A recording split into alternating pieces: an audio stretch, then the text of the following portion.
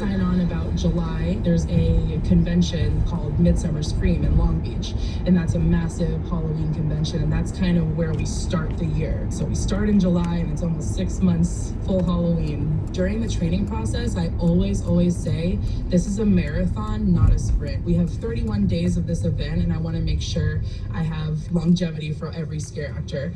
I always tell every actor, give me 70% throughout the entire night, so you're not burning out on 100% at the first 2 hours of the night. Less than 5 minutes.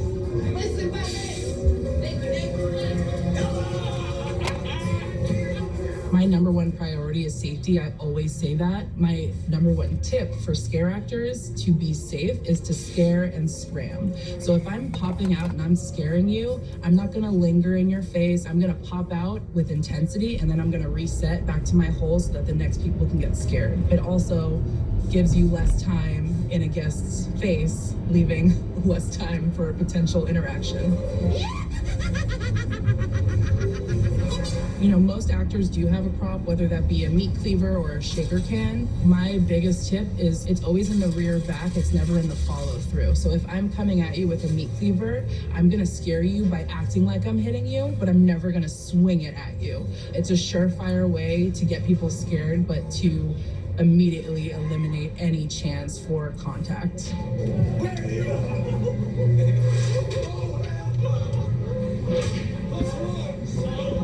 There are so many challenges that we face, you know, dealing with balancing this intense job. This is a seasonal job, so a lot of these people have 9-to-5s, and so it gets taxing and it gets tiring, and these actors who want to give me all they got, they get burnt out, and I completely empathize with that because I've been there. So really, I would say the most challenging thing for me is to keep spirits high, to keep the energy high, to keep that camaraderie high, and make sure people want to be here and they want to scare for me and they're happy doing it. That's the biggest challenge. I love where I am. I think that I've done the work necessary as a scare actor to now turn around and help other scare actors become great scare actors. Scare acting, I feel like, has a time limit because my body hurts. When I was scare acting, I had a chainsaw at my side all the time, and that's 15 pounds on one side of my body for, you know, year after year. It gets taxing. So to all the scare actors out there, I give you major props. Star Romano on the Scary Queen Mary, Long Beach, California. Keeping spirits high. An intentional pun, I guess. I'm David Brancaccio, Marketplace Morning Report. From APM, American Public Media.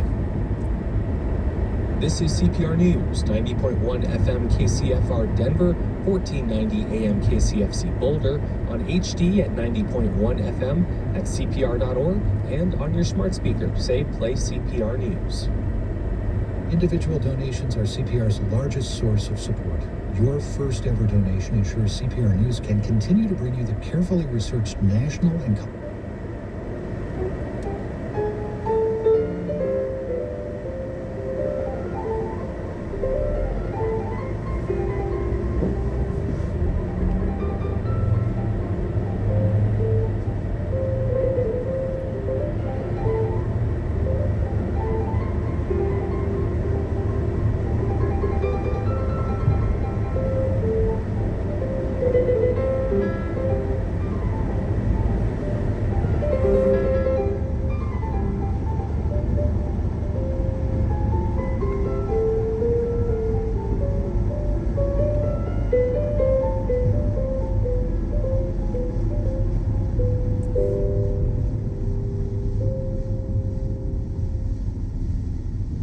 listening to CPR Classical. You can hear us in Denver at 88.1 FM and in Boulder at 99.9 FM.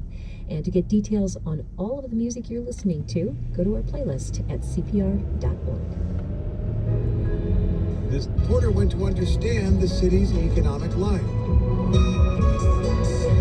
Also, some California friends of Vice President Harris knock on doors for her in Wisconsin. Today is Thursday, October 31st, Halloween. I'm going in costume as a dad. For many people, tomorrow is All Saints' Day. For others, as we'll hear this hour, it's Dia de los Muertos, the Day of the Dead. Un boletín de noticias. Live from NPR News in Washington, I'm Corva Coleman. There are only a few days left until Election Day, and both presidential candidates are campaigning for votes in swing states. NPR's Tamara Keith reports Vice President Harris is urging her supporters to vote early. At a Get Out the Vote rally in Madison, Wisconsin, Harris said there is hard work ahead. But we like hard work. Hard work is good work. Hard work is joyful work. And make no mistake, we will win. And for Harris, that means back-to-back days with multiple stops in multiple states. She'll campaign in Phoenix, Reno, and Las Vegas today. Former President Trump is campaigning out west as well. Polls show the race remains incredibly close in all 7 swing states. Tamara Keith, NPR News, Madison. A top cybersecurity official says there's no evidence any foreign adversary has broken into the U.S. election infrastructure. However, NPR's Jenna McLaughlin reports the threat is not completely neutralized. Just days before polls close, federal officials are working to reassure Americans that elections are secure. Jen Easterly is the head of the Department of Homeland Security Cybersecurity Agency, CISA. We have not seen any evidence of foreign adversaries getting into our election infrastructure. Easterly says she will speak up if that changes.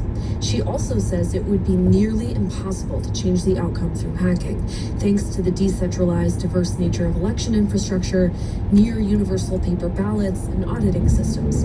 However, she warns that foreign adversaries might try to falsely claim that results were compromised. Jenna McLaughlin, NPR News. A Facebook ad campaign backed by billionaire Elon Musk is spreading false messages that pretend they're from Vice President Harris.